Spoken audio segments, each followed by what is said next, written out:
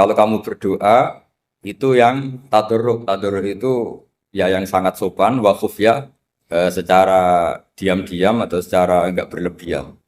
Terus hanya ayat innahu la yuhibbul mu'tadin. Allah itu tidak suka orang yang melewati batas. Itu termasuk melewati batas dalam doa karena ada unsur mendikte Allah. Saya memberi contoh tadi. Misalnya kita sebagai cowok berdoa ya Allah saya ingin punya istri cantik, solihah, nasabnya baik, gak pernah cerewet, gak pernah apa. Itu kan nanti nyarinya juga susah. Nanti kalau Allah menjabatkan itu adanya di surga, ning donya ora payu rabi, kira-kira. Nah itu sudah berlebihan. Terus kalau ada ulama mengatakan doa itu mukhul ibadah. Itu maksudnya gini, doa itu bukti kita minta, minta itu bukti kita lemah. Nah merasa lemah itu sudah bagian dari ibadah. Makanya masyhur itu syairnya Abdul Al-Haddad itu. Fadu'ai wabdihali dalilun li fiftikori itu. Jadi saya berdoa itu hanya sebagai bukti saya butuh Allah. Saya sendiri tidak punya kepentingan mustajab apa enggak. Jadi wali-wali yang mengatakan doa itu mukhul ibadah sebetulnya itu malah wali-wali yang dari awal enggak kelintas disembadani apa enggak. Butuhnya dia itu menunjukkan bahwa saya ini lemah. Buktinya posisinya minta. Itu yang dimaksud mukhul ibadah. Tapi kalau kita berdoa terus posisi kita protes. Katanya kamu baik ya Allah, engkau baik. Ternyata enggak juga. Buktinya semua doa saya enggak kamu kabulkan. Wah, ini malah doa kriminal. Jadi yang dimaksud mukhul ibadah itu doa itu bukti minta. Minta itu bukti lemah. Makanya ada syairnya Abdul Al-Haddad maksud fadu'a iwabdihali dalilun li fiftikor. Jadi saya minta engkau ya Allah itu bukti saya butuh. Jadi itu bukan dua hal yang harus dipertentangkan. Jadi kalau doa dikatakan apa? Ibadah karena di doa itu minta. Lah minta itu bukti merasa kita lemah. Berarti kita sa'il Allah mas'ul. Kita minta Allah yang kita mintain. Kita menengadah Allah yang berposisi memberi. Itu saja sudah cukup sebagai ibadah. Meskipun doa kita tidak mustajab. Karena memang tadi seperti itu. Kalau di ilmu-ilmu tasawuf itu apa ya? Doa itu memang benar-benar sudah mukhul ibadah karena tadi perasaan merasa butuh sama Allah itu. Nah, merasa butuh itu, nah kalau kita berdoa merasa butuh sama yang kita minta, itu dalam ilmu tasawuf sudah kriminal, berarti kamu lebih butuh makhluknya. Misalnya begini ya, saya ingin punya rumah bagus, terus setelah punya rumah kredit saya utangnya banyak. Sebetulnya saya itu tidak pernah ingat Allah, gara-gara utang banyak, kredit jatuh tempo, terus melibatkan Allah. Ya Allah saya ini utang banyak, ini, terus tolong dibayar. Sebetulnya saya itu ingat utang. Cuma Allah tak libatkan kan. Lah itu tidak akan jadi wali. Yang jenis ini tidak akan jadi wali. Saya ingin jadi dosen. Melibatkan siapa ya nanya? Melibatkan Allah. Terus malam-malam bangun melibatkan Allah. Itu artinya apa? Kamu itu lebih ingin yang kamu minta ketimbang ingin Allah. Kalau wali itu enggak gitu. Kangen Allah. Terus tahu Allah itu zat pemberi. Karena tahu Allah zat pemberi terus minta. Maka yang dikangen itu ya Allahnya dulu. Kalau kita kan enggak punya kasus dulu, punya keinginan banyak dulu. Baru ingat siapa yang bisa ya. Oh Allah. Allah kita libatkan. Ya untungnya Allah baik. Mau ramal utang bukan mikir. Untungnya Allah enggak jawab itu. Jadi itu bedanya wali. Kalau wali itu kangen Allah dulu, baru minta. Kalau kita enggak banyak masalah dulu, baru melibatkan Allah. Nah yang jenis ini tuh bahaya, kalau nggak disembadani mesti ngomel ya. Gusti katanya kalau yang minta kamu kabulkan, ternyata ini enggak. Nanti kalau Allah jawab, kamu itu tidak kangen saya, kamu itu kangen uang, kangen perempuan cantik yang kamu inginkan. Terus kamu melibatkan saya. Urusannya apa saya dengan itu, Pak? Makanya tidak usah nuntut karena awalnya sudah salah. Ya saya kira itu ya. Jadi ada ayat apa? Ud'u rabbakum tadarru'aw wa khufyah, terusannya apa? Innahu la yuhibbul mu'tadin. Itu di semua tafsir dikatakan Allah gak suka orang yang berlebihan dalam doa. Berlebihan tadi, misalnya minta sesuatu yang terlalu besar atau permintaan kemarin saja lanu addi syukroh, kita tidak bisa memenuhi mensyukuri, sudah minta lagi. Misalnya seorang jomblo, targetnya kan asal payu nikah. Tapi setelah nikah bayangkan istrinya solihah, tidak cerewet, itu kan berlebihan. Hilang status jomblo saja belum kamu syukuri kok sudah minta macam-macam. Jadi harusnya kan syukur dulu ya. Sekedar laku nikah ini kan ada syukur yang harus seperti jadi dosen juga gitu. Sekedar jadi dosen harus kita syukuri dulu karena menjadi kita tidak nganggur. Itu kan satu harkat sosial yang luar biasa. Jangan tahu-tahu sudah hari kedua cari intensif, cari ini itu, syukurnya aja belum sudah kemana-mana. Lah itu sudah mu'tadin, sudah melebihi apa? Batas. Ya saya kira. Jadi begini ya masalah pendidikan ya. Kalau saya jawab pakai ilmu hakikat saja karena ini keahlian saya. Sebetulnya begini ya, kalau misalnya itu ya subjektif juga, misalnya bilang rata-rata alumni pondok ini sukses, alumni kampus ini sukses, yang ini tidak sukses, itu satu pasti subjektif. Karena biasanya yang diterkenalkan ya yang sukses-sukses. Sama saya punya tetangga dari pondok yang Anda sebut itu kebetulan tidak sukses semua. Itu jantogo saya sampai ngeluh. Saya ini gimana kok? Ya, ya sudah seperti itu kan subjektif.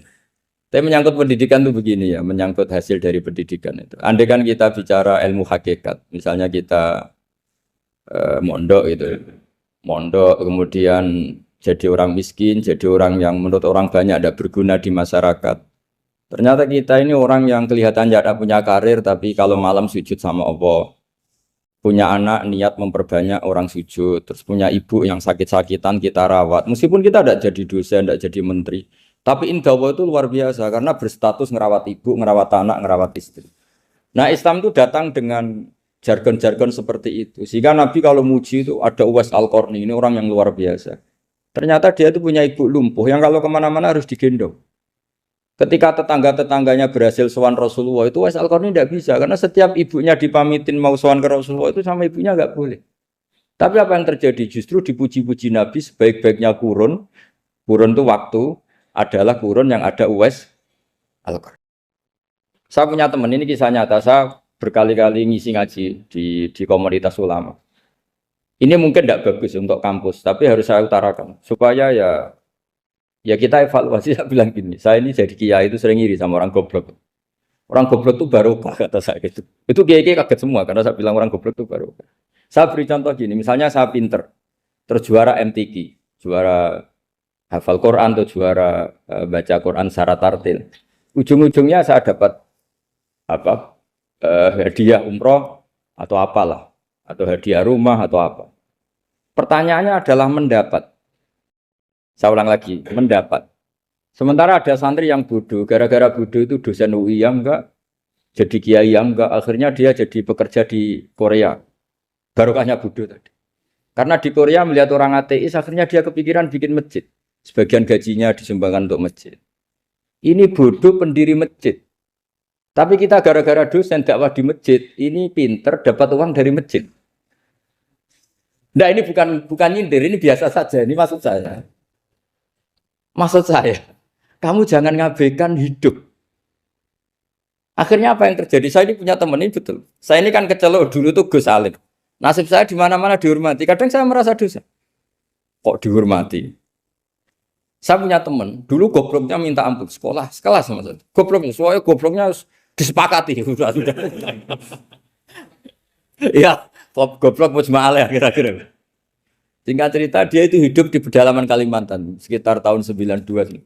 Dulu kan biasalah di dalam hutan itu pasti ada penebangan hutan macam. Dia ada bosnya, yang jelas dia ada bosnya. Saya yakin juga agak kriminal. Karena dia tidak yang illegal logging. Pokoknya ditakdir dia hidup di tengah hutan. Ikut orang. Setelah itu dulu nggak ada HP. Sering kirim surat ke saya, Gus, saya ini hidup di tengah hutan. Tapi saya ini Muslim pernah mondok. Kalau nggak bikin sumpah itu nggak enak. Bikinlah dia Jumatan. Nah karena dia pernah ngaji fikih Syafi'i, kalau Jumatan nggak ada orang 40 itu harusnya zuhur tidak Jumatan. Tapi orang yang kerja di situ tidak mau. Wong dino Jumat kok zuhuran loh Pak. Kalau dino Jumat ya Jumatan ya. Tanya saya, Gus itu kalau ada kaulnya enggak supaya Jumatan ndak orang 40 sah. Singkat cerita dia lama-lama jadi pendiri masjid di situ. Dia punya sedikit gaji ya dipakai masjid, punya sedikit tanah diwakafkan untuk masjid. Artinya apa? Indawa ini banyak orang bodoh, ternyata di komunitasnya dia muassis, pendiri, pemberi. Sementara kita yang kecelok pinter, dapat umroh, dapat bonus. Kira-kira nanti kita ketemu Allah. Kamu pernah nyumbang Islam apa? Yang bodoh jawab, "Oh, nate Gusti bikin masjid di pedalaman." Kita-kita yang pinter. Kayaknya kalau memberi enggak lah Gusti. Reputasinya mendapat.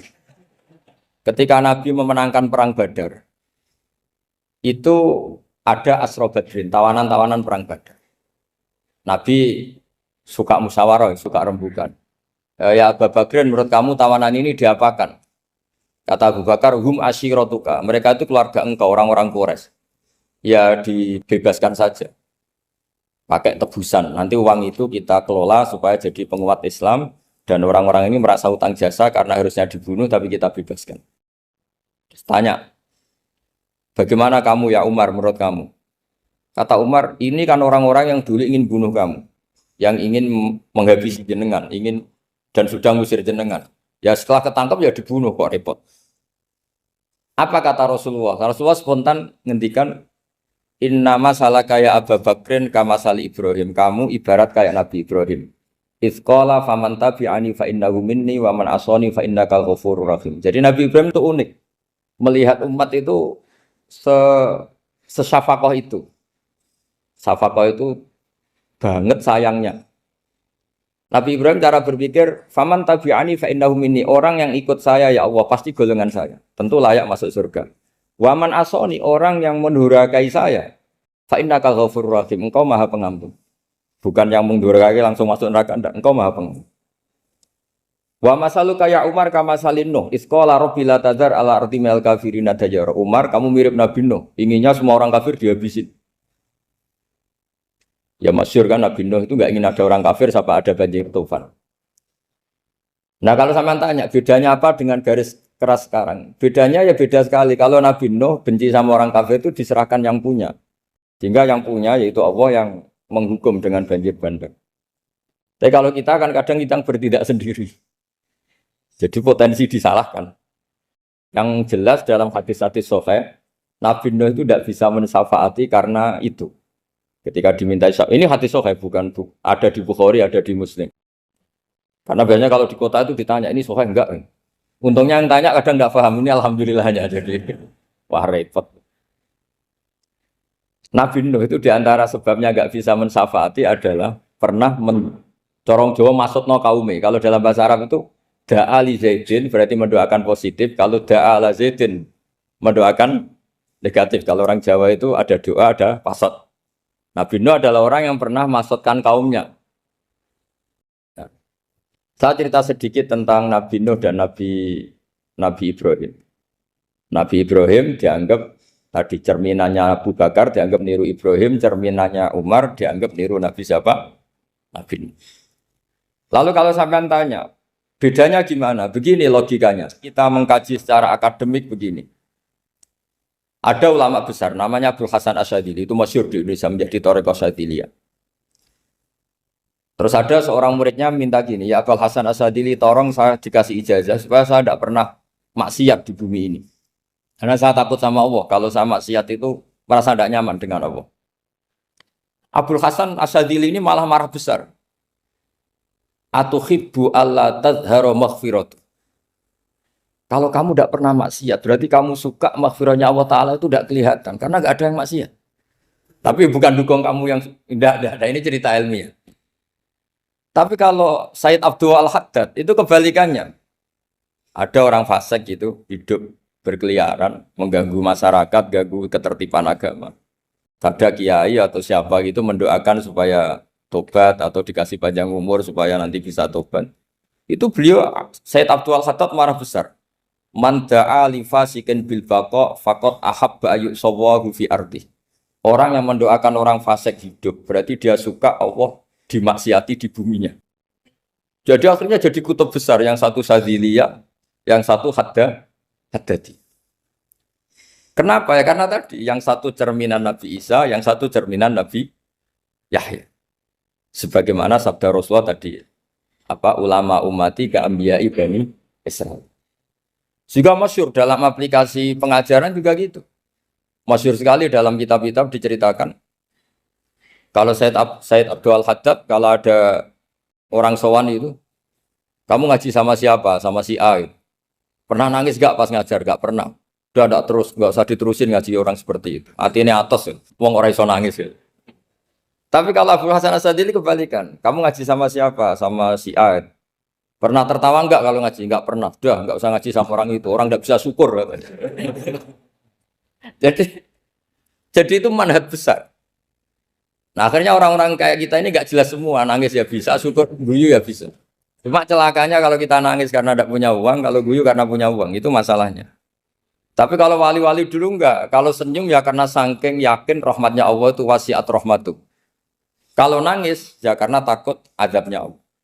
Kalau kita kan enggak, sangat-sangat materialistik. Ini yang membedakan kita. Sebenarnya nangis dan senyum itu satu keharusan karena Allah punya madharul jalal. Ketika Allah dengan sifat keagungannya, maka kita ini seorang Jawa serako bersenyum. Tapi Allah itu kadang sebagai madharul jamal. Adanya satu keasikan. Sehingga yang merengut itu yang salah. Makanya dalam ilmu tasawuf, kutub wali itu hanya dua. Allah dengan madharul jalal, dengan Allah yang madharul jamal. Contoh madharul jalal misalnya gini. Ketika Nabi Musa ingin melihat Allah, saking kangennya ingin melihat Allah, Rabbi arini anzur ilaik. Ya Allah, saya beri hak untuk melihat engkau. Allah dengan jalalnya gini, Allah itu qadim, superior.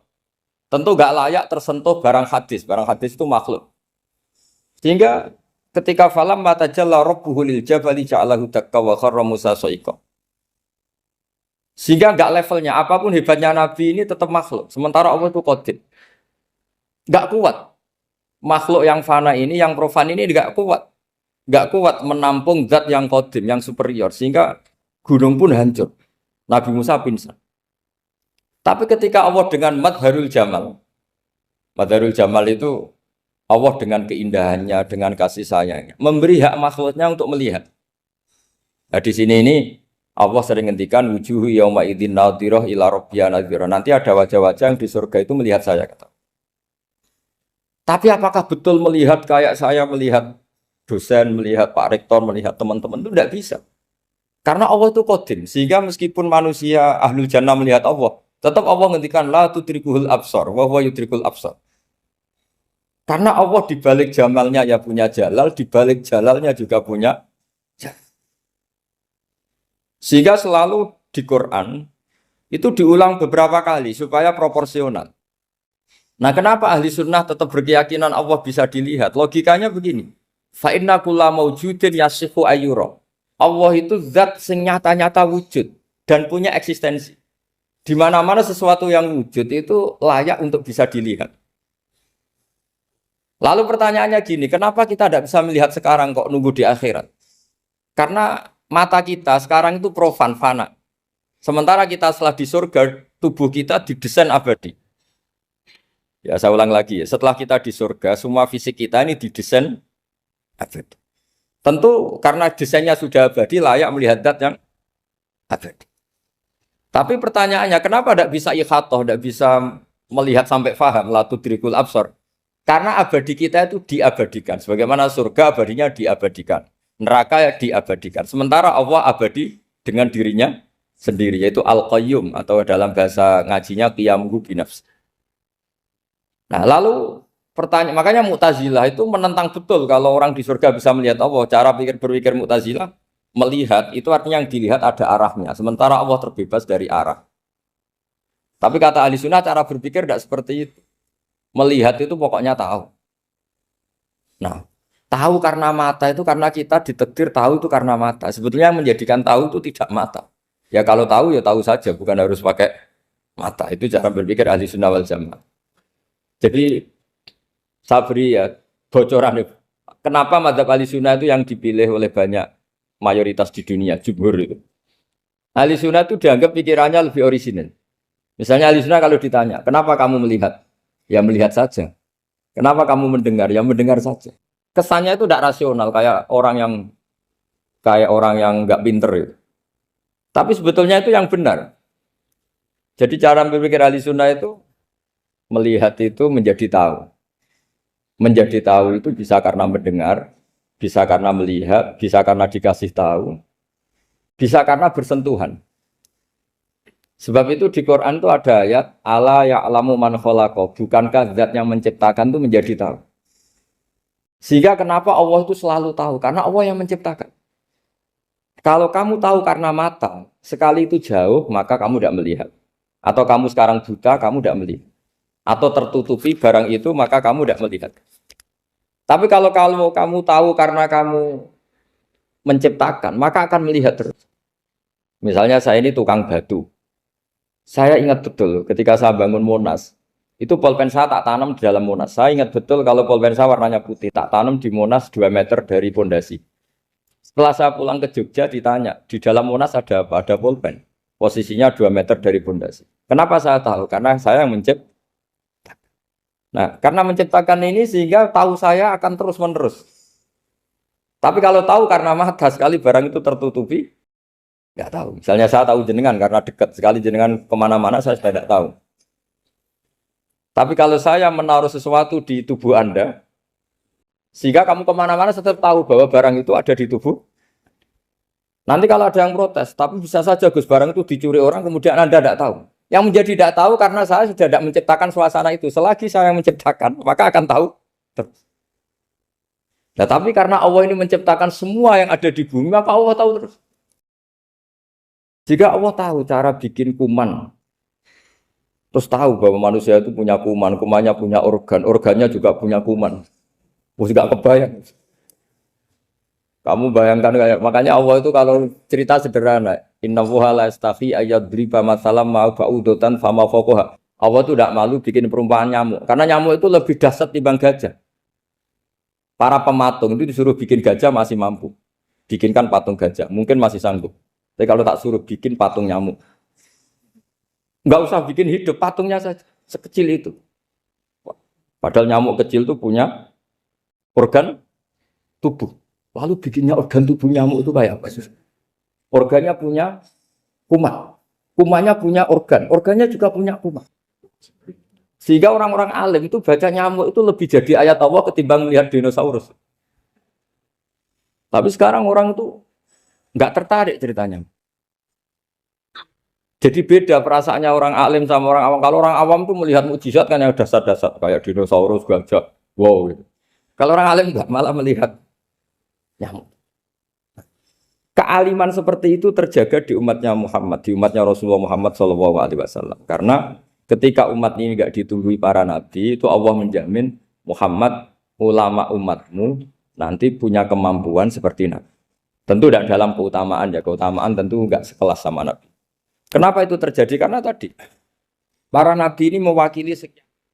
Kalau kita sangat mencintai Indonesia, maka kita akan tegas siapapun yang ingin menghancurkan Indonesia. Itu kira-kira cerminan Nabi Nuh. Kalau kita sangat mencintai Allah, maka kita akan benci sebenci-bencinya sama orang yang mendurhakai Allah. Tapi masalahnya, Allah yang kita cintai itu memaklumatkan diri kalau bersifat ghafur, pengampun. Jika kalau kita terlalu kasar, ini kan yang kita cintai bersifat ghafur kok kita kasar. Di sini Nabi Ibrahim. Beliau sangat mangkel sekali sama yang durhaka sama Allah. Tapi mau mangkel gimana? Zat yang mengajarkan itu bersifat ghafur. Maka kita mau tidak mau. Makanya ada riwayat mengatakan takhallaku bi akhlaqillah, kamu bertata krama kayak akhlaknya Allah. Akhirnya ya sudah, kita mau apa coba? Kira-kira kalau kamu mencintai seseorang, itu potensinya akan dua, protektif. Ada telepon itu dari siapa? Cewek atau cowok? Protektif. Itu bukti cinta apa bukti suudon kan enggak tahu. Tapi misalnya kamu cinta perempuan terus WA-an sama lelaki enggak apa-apa, jalan sama lelaki enggak apa-apa, sama masa lalunya pacarnya juga enggak apa-apa. Itu cinta apa pembiaran? Kan sama-sama enggak jelas. Nah, kira-kira mencintai Allah itu kira-kira analoginya seperti itu. Kalau yang satu protektif, Allah harus zat satu-satunya yang disembah. Enggak boleh didurhakai, enggak boleh dikhianati kok. Sehingga ini sangat keras sekali. Nah, ini Nabi Nuh. Di sini ada Nabi Ibrahim. Karena orang yang zat yang kita cintai bersifat ghafur. Jika kalau kita terlalu tegas beda dengan sifatnya Allah yang bersifat ghafur. Nah, umatnya Nabi seperti itu mulai dulu. Ada yang moderat, ada yang keras, ada yang setengah keras, setengah moderat. Ada yang ngambil sikap, urip mangan turu, ngenteni mati. Itu lebih baik itu timbang punya istihad tapi gak jelas, mendingan Itu ada riwayatnya, suatu saat ibadah akhir umatku terbaik adalah tidur. Maksudnya tidur itu gak ngambil sikap, masyhur itu. Saya beri riwayat yang ada di Bukhari Muslim. Satakunu fitanun. Al-qa'id fiha khairun nal qa'im wal qa'im fiha khairun nal masi wal masi fiha khairun nasai. Nanti di akhir zaman itu banyak fitnah. Kata Rasulullah, yang duduk lebih baik ketimbang yang berdiri. Yang berdiri lebih baik ketimbang yang jalan. Yang jalan biasa lebih baik ketimbang yang jalan bergegas. Man tasyarrafa laha tastasrifu. Fitnah itu adalah siapa yang terlibat maka akan semakin parah. Sehingga semenjak itu ulama berpikir nanti di akhir zaman kalau ada fitnah, itu sebaiknya orang ngambil sikap sepasif-pasifnya, secuek-cueknya. Jadi semua syurahul hadis sepakat, makna hadis ini apa? Orang disuruh sikap secuek-cuek. Misalnya pilihan presiden, contoh kecil pilihan presiden. Mungkin para intelektual nggak merasa, tapi kalau ulama itu cara berpikir beda. Pilihan presiden, kamu fanatik milih A, yang satu fanatik milih B. Ya presiden atau bupati atau gubernur. Terus yang satu bilang gini, wah kalau nggak di presideni A, nggak di bupati A, nggak di gubernur A, negara ini rusak. Mungkin betul dari segi jejak rekamnya A ini bagus. Tapi pertanyaannya secara tauhid, bagaimana Anda menggantungkan kesejahteraan sama makhluk? Kamu nggak pernah terusik begitu kan para intelektual? Itu kan melukai. Bagaimana mungkin Anda menggantungkan kesejahteraan dengan seorang makhluk? Wah kalau di presiden A pasti Indonesia makmur, kalau bupati A pasti Sleman makmur, pasti Bantul makmur. Nah, bagaimana mungkin makhluk yang sedang soleh kamu pastikan selalu soleh? Wong dia makhluk bisa berubah. Sementara yang B misalnya fasik, wah kalau dipimpin B pasti rusak negara. Bagaimana kamu pastikan B yang fasik selalu fasik? Biar saja dia husnul Fatimah, yang fasik pas mimpin jadi soleh, yang soleh pas mimpin jadi fasik. Akhirnya ulama karena tahu sifat manusia itu berubah dan kendali di tangan Allah, sikapnya nggak jelas. Saya ini termasuk orang yang terkenal nggak jelas. Karena kalau ditanya, Gus sampean milih presiden mana, bakti mana? Sanut pangeran sing dadi aku loyalin. Wah, anut pangeran yo kacau. Wah, luwih kacau menan anut pangeran kan.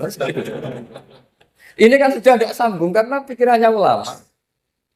Memang nggak beda, cara berpikir ulama itu beda. Bahkan bapak saya itu kalau didik saya itu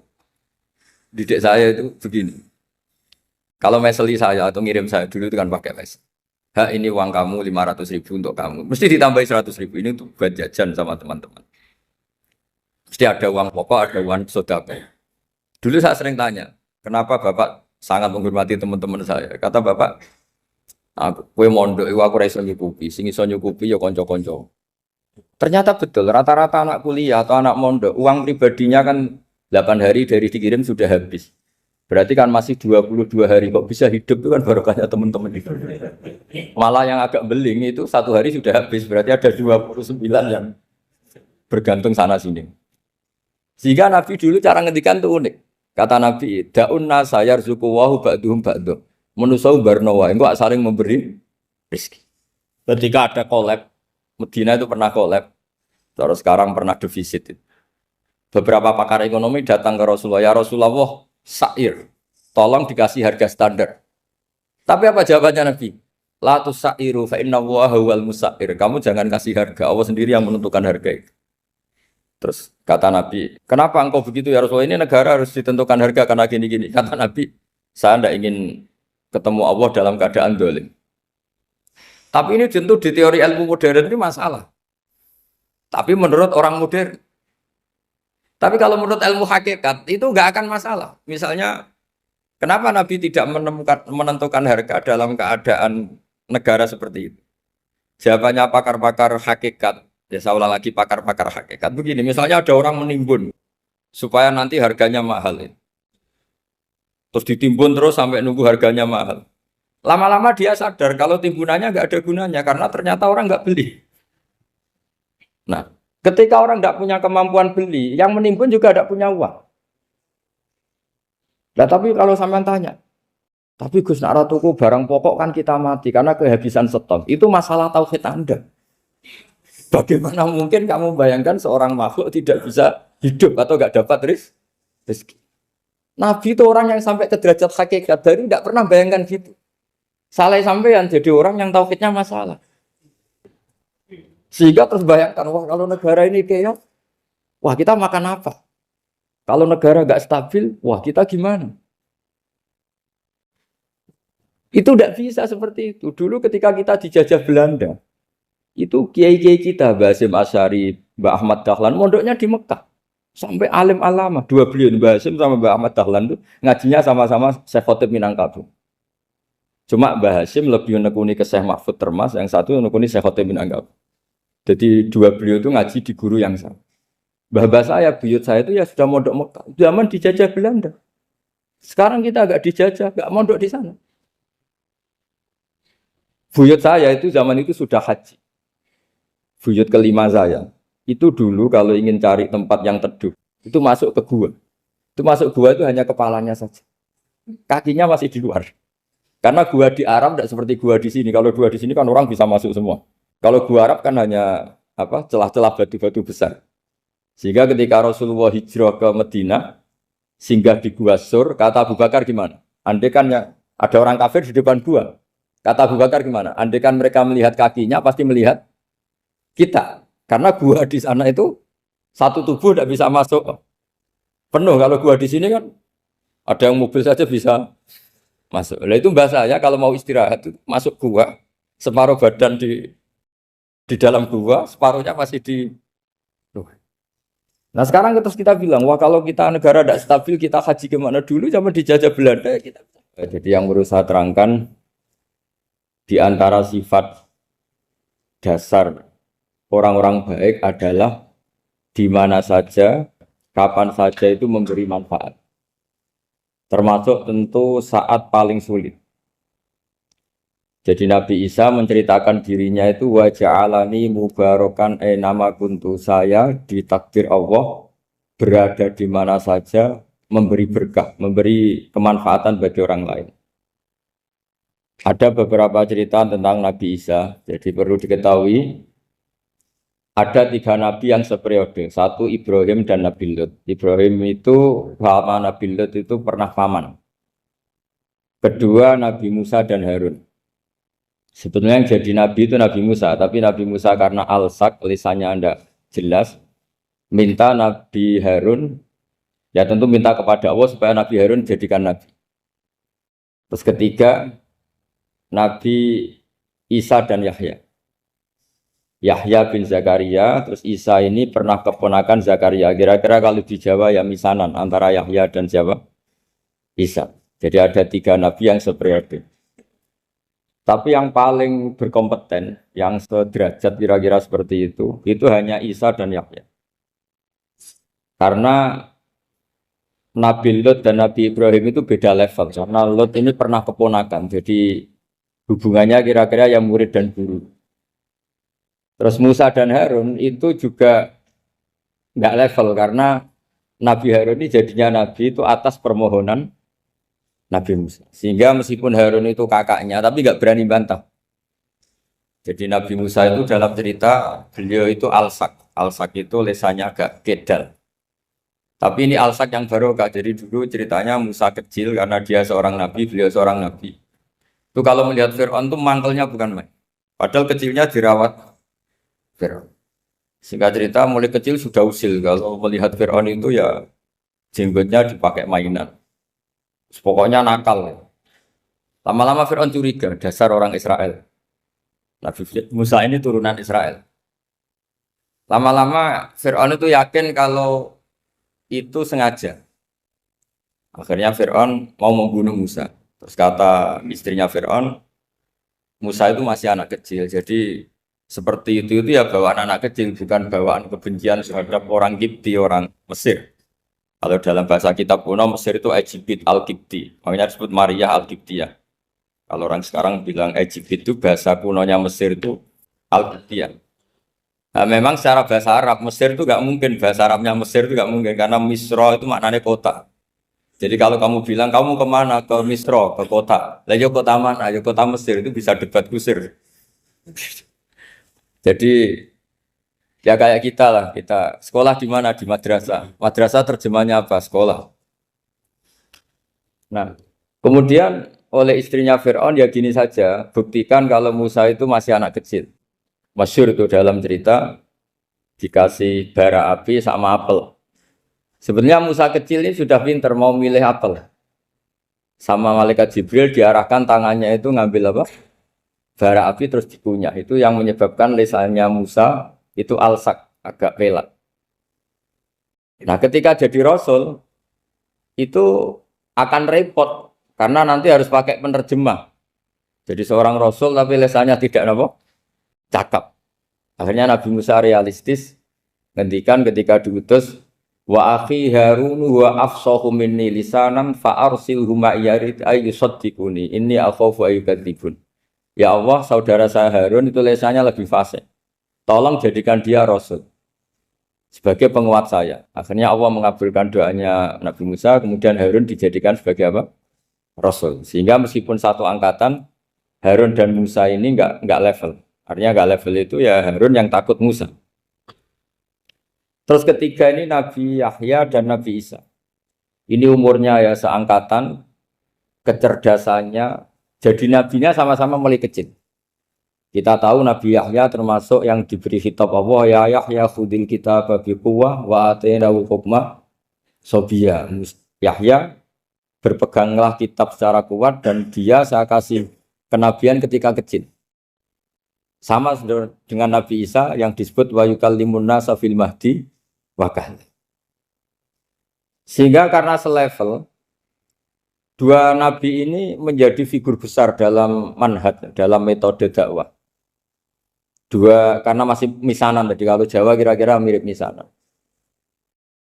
Dua nabi ini kalau memilih satu kampung, itu kalau Nabi Yahya itu milih kalau singgah di satu kampung, Nabi Yahya mesti tanya, orang sini yang paling soleh siapa, yang paling baik siapa. Ya terus singgah atau nginap di rumahnya orang baik tadi. Tapi kalau Nabi Isa enggak, orang sini yang nakal siapa, yang paling beling siapa. Terus Nabi Isa singgah di situ. Akhirnya ada pertanyaan dari Nabi Yahya, lima tanzilu ala syirarin nas. Kenapa kamu selalu singgah di orang-orang nakal? Syiror itu orang-orang nakal. Masyhur itu Nabi Isa menjawab, ana tabibun udawil mardo. Di mana-mana Nabi itu ibarat seorang dokter, kerjaannya tentu menyembuhkan orang-orang yang apa? Sakit. Jadi dua Nabi ini sering berdebat, tentu debat yang baik. Dan itu menjadi cara Jawa itu punjeri ilmu. Jadi manhaj ilmu besar antara Yahya dan Isa. Begitu juga Nabi Yahya itu kelihatan agak rileks, panik, saking takutnya sama Allah. Kalau Nabi Isa itu rileks. Pokoknya kumpul orang-orang nakal itu ya rileks. Akhirnya ada dua pertanyaan sekaligus nanti jadi dua manhaj. Kenapa kamu sering sering kalau bahasa Arab itu abasa ya. Terus yang Nabi Yahya balik bertanya, kenapa kamu sering senyum, sering tertawa? Kenapa memangnya terus? Ka'annaka ta'manu min makrillah. Kamu sering senyum kayak kami sudah terbebas dari azab Allah, dari ditegur Allah, seakan-akan kamu orang paling benar yang enggak akan salah. Nabi Isa balik tanya, sama kamu sering masam, sering merut, ka'annaka taqnatu min rahmatillah, seakan-akan kamu putus asa dari rahmatnya Allah. Sehingga kemudian itu jadi manhaj besar. Kalau terlalu senyum, ya dianggap orang yang kayak nggak punya perasaan dosa. Tapi kalau terlalu masam, terlalu merenggut, seakan-akan rahmat Allah itu terbatas. Sehingga seakan-akan Allah itu rahmatnya nggak cukup lah untuk mengelola manusia ini. Sehingga itu jadi metode besar yang masyhur itu dalam sebuah hadis Nabi ngendikan, ulama ummati ka anbiya Bani Israil.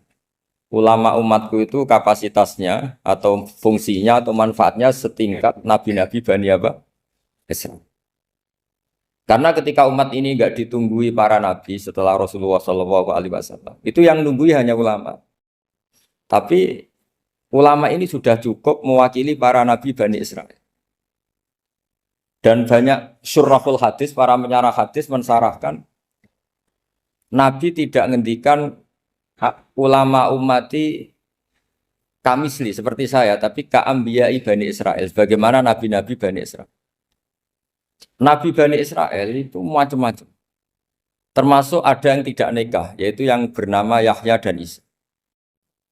Delala umatnya Nabi itu ada orang alim alamah yang ilmunya melegenda, yaitu namanya Imam Nawawi. Itu tidak nikah. Sampai kabudut.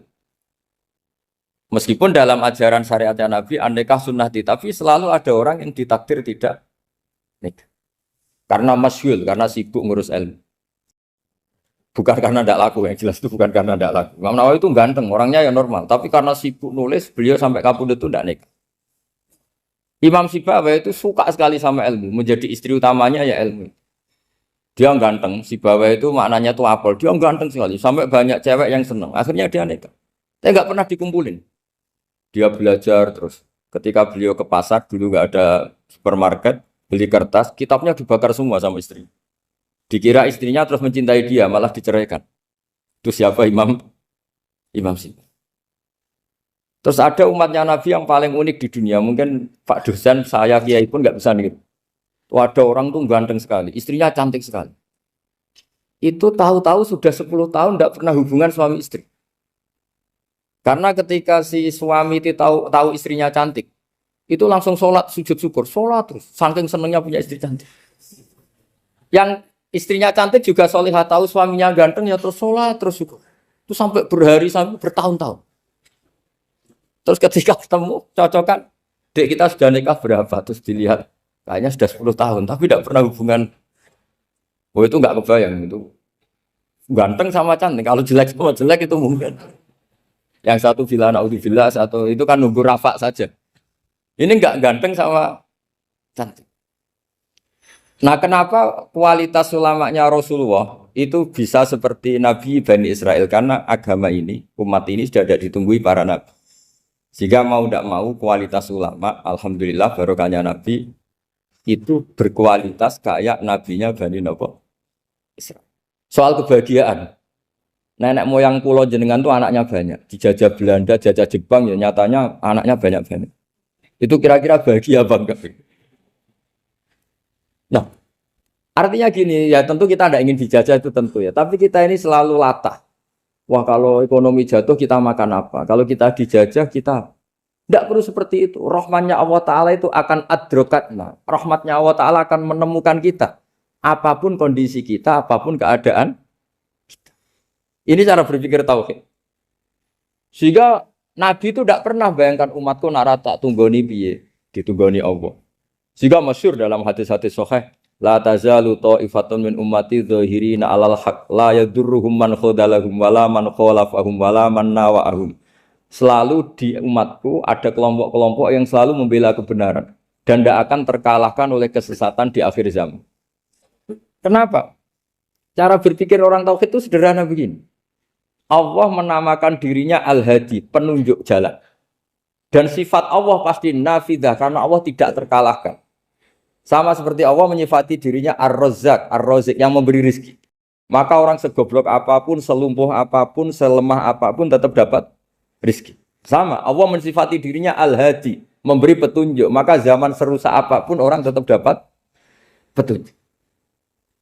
Sehingga kita tidak perlu khawatir, wah nanti zaman kalau sudah rusak nasib Islam gimana? Ya coba sekarang, nasib Islam gimana? Ya baik-baik saja. Dulu ditunggoni wali songo ya banyak orang Islam, sekarang nggak usah wali songo.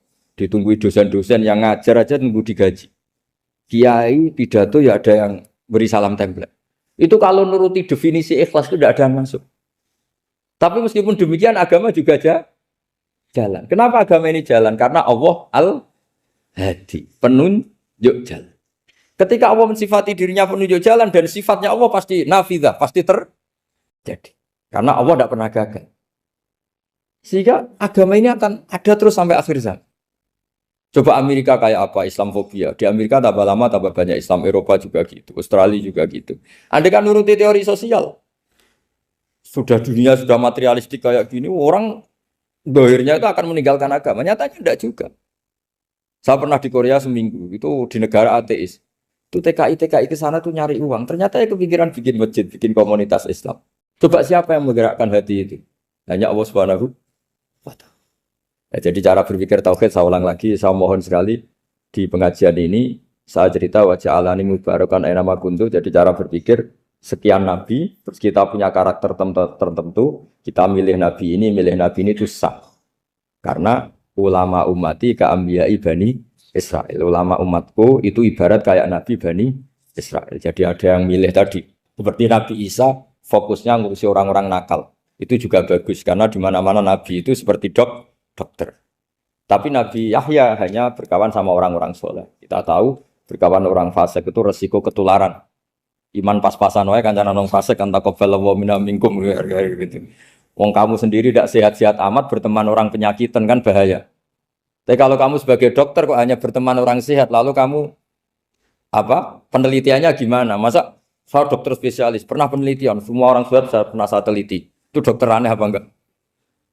Saya dokter spesialis TBC, spesialis paru-paru. Yang kamu teliti siapa? Semua orang sehat. Pernah meneliti yang sakit? Tidak pernah. Kan ya jadi dokter aneh. Tapi misalnya terus kamu sendiri terus berteman orang penyakitan terus kan ya rawan tertular. Niku tenggene Quran niku nak ngistilahno nikahul mukminah niku digenti kata al jannah. Jannah maknane swarga.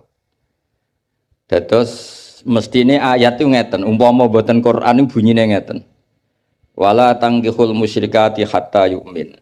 Wala amatum mu'minatun khairum mim musyrikati walau a'jabatkum. Bono sak teruse ngantos ulaika yad'una ilan nar wa wallahu yad'u ilal maghfirah. Wa wallahu yad'u ilal jannati wal maghfirati bi izni.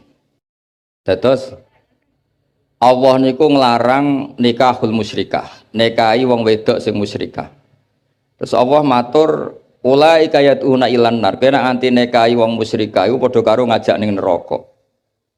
Terus Allah dawuh wa wallahu yad'u ilal jannati wal maghfirati bi izni. Mestine cara alur kata niku wallahu yad'u ila nikahil mukminah. Jadi orang-orang di luar sana niku ngutus jenengan nikahi wong kafirah, wong kafir. Allah ngutus nikahi tiyang napa mukminah. Dan niku kata mukminah teng Quran digentos wallahu yad'u ilal jannah. Terus nikah mukminah niku mun hakikate swarga. Jadi saking mulyane nikahil mukminah niku pun disebut Allah niku ilal jannah, maring swarga. Dados penghormatane Allah taala teng ketentuan nikah tiyang mukminah. Meskipun diarani swarga ya resiko. Misale wong ning swarga kok ora duwe dhuwit iku ya lucu. Wong ning swarga kok cerewet iku ya lucu. Terus niki kangge garwa-garwa niku swarga iku ora ana cerewet, ora ana ngamuk. Sing lanang nggih ngoten, wong ning swarga kok kurang nafkah ya ora ana, ning swarga kecukupan kabeh. Tapi apapun niku pelajaran kanggo kula jenengan. Nek wis wani nikah niku kudu ora tenan. Kula niku nikah mulai tahun 2000. Nganti sakniki niku resep sing kula nggih namung hadis tunggal. Iki krungokno Mas Abi Darda, Mas Tahsin. Gini ku dawuh Kanjeng Nabi ketika ngandani sahabat Abdurrahman bin Auf, kadang ngandani Jabir beberapa sahabat. Niku dawuh Kanjeng Nabi halla bikron tola ibuha wa tola ibuka. Kowe nak nikah iku pokoke mula abah iku dolanan. Sebagian riwayat halla bikron tudhahikuka wa tudhahikuha. Kowe rabi prawan kowe ya guyu dekne ya guyu. Sebagian riwayat halla bikron tuda ibuha wa tuda ibuka. Dados semua itu mengarah nek es wani nikah niku kudu wani mula abah. Mula abah iku ora penting, ngomong sing ora penting. Dolanan. Kula ngantos sak mangke niku kula nate teng Jombang, nate teng Putih-Putih niku bojo kula ditakoki tamu niku nggih goleki kula. Ngerti-ngerti ning Jombang, kadang ning Jakarta. Mboten nate pamit. Nggih ra disalah cara adat Jawa ra disalah, tapi berhubung ajarane iku mboten serius, akhirnya nggih mboten salah. Niki ra aneh tapi berkah. Mergi nak pamit wong wedok kok kaya Abdu Zaujah cara Mbah Mun kok. Ora pamit ku ya ora sopan, pamit kaya Abdu Zaujah. Ketoke ra sopan mbek budak iku mulya ora sopan. Dadi niki mboten nasihat niki cerita mawon, sampean nglakoni nggih monggo, mboten nggih mboten napa-napa. Karena seninya nikah niku pancen mula abah. Mboten penting misalnya Mas Tahsin mikir urip ning sarang apa ning Nganjuk, ruwet. Nyai model mubalek apa model dukun ruwet, bangsa diskusi ngoten ruwet. Nak mubalek ya sak monten niku tarife, nak dukun ya sak monten. apa model wali. Nah, kula nu seneng model wali. Model wali iku ora jelas tapi keramat. Ya, terus kula niku mboten nate model mubalek mboten nate, model dukun mboten nate. Model wali pokoke rezeki kok pangeran, sore pasrah pangeran pun beres. Tapi kula niku percaya hukum akhlak. Mulane kula purun rawuh teng mriki jenengan matur nuwun Pak Zam. Pak Zam niku guru MGS paling lami. Guru mboten nate mas saya, mau diundang guru terus. Murid-muridnya Gus Naji, Gus Ubab mau diundang Kiai, Pak Zam tuh diundang Pak Zam. Terus guru paling nom. Murid-muridnya mau pun diundang Syekh. Gus Naji ngundang Syekh. Tapi Pak Zam diundang Pak Zam. Sing ra diawet nang mikirane nggih kula nganti sakniki jek diundang Gus ra dibejol. Dadi nek salah ya pantes wong jek Gus dereng Kiai. Tapi Gus ku kalah mbek Kiai. Tapi Kiai mbek Gus nggih hormat mergo seruwet ta niku. Terus kula suwun niki resep kula sedanten sing nikah, aja geman tenanan. Donya iku laibun walahun, donya iku ora usah tenanan. Sing tenanan ikhlas. Kula bolak-balik dikandani Mbah Mun. Kowe ngiyai tenanan iku bento, sing tenanan iku ikhlase. Kowe mulang kok pengen minterno murid iku ya goblok. Wong sing bakat goblok ya tetep goblok. Entekno metodemu, sing bakat goblok ya tetep goblok. Padha wong wedok iku rata-rata cerewet, entekno nasihatmu ki tetep cerewet. Yes, dianggap nopo ekspresif ngoten. Nak bojomu ngamuk terus banting piring dianggap ekspresif. Memang orang kalau dendam, mangkel iku kudu ana ekspresi. Jadi anggap mawon niku ahli acting ngoten mawon. Nak ngamuk iku ya tenanan. Dan banting piring ya rasional timbang banting anakmu atau banting piring. Jadi pokoknya digawe gampang mawon. Riyen niku para sahabat cerita sing terkenal niku. Niku ngadepi wong wedok, ngadepi masyarakat tuh ilmiah. Sekarang tuh orang tuh kehilangan daya ilmiahnya. Karena ini saya ulang lagi, kalau mengke langsung kondur ngapunten ingkang kathah. Karena saya nyiapkan naskah kalau ini badhe wonten semacam kados napa nggih loka karya tafsir lah. Jadi kalau mambe pamit langsung kondur, mergi kalau nembe nyiapno niki nembe tengah-tengah tapi kalau ben hormat Pak Zam mau saking dalam 3:30 Pak Burhan. 3:30 dini hari lala di papak teng Bojonegoro diliwatno mriki pundi Bu? Kemayang dados cepet kalau saged mriki cepet. Kalau tak cerita secara ilmiah. Dulu niku orang menghadapi istri, ngadepi anak, ngadepi keluarga niku diilmiahkan, tidak emosi. Masyhur itu, kalau sering diceritani para guru-guru, riyen Sayyidah Aisyah itu cemburu sekali ketika Nabi didatangi halah niku dulure Sayyidah Khadijah. Karena Nabi itu sekali dengar suara halah itu ingat Sayyidah Khadijah. Sampai Sayyidah Aisyah itu cemburu, dan ketika cemburu itu jenenge wong wedok, redaksinya itu pasti kasar. Ya Rasulullah, kenapa engkau ingat ajuzan, ingat wanita yang sudah tua, sementara sudah diganti wanita cantik dan perawan, maksudnya Sayyidah Aisyah. Efek dari kalimat itu Sayyidah Fatimah tersinggung karena ibunya disebut apa? Ajuz, orang yang sepuh. Akhirnya Nabi niku membiarkan Aisyah mergi puas saged menyebut Sayyidah Khadijah ajuz, tapi menghadapi Fatimah, Sayyidah Fatimah ini juga perempuan, nggak terima kalau ibunya disebut ajuz. Niku Nabi cara menghadapi ke ilmiah.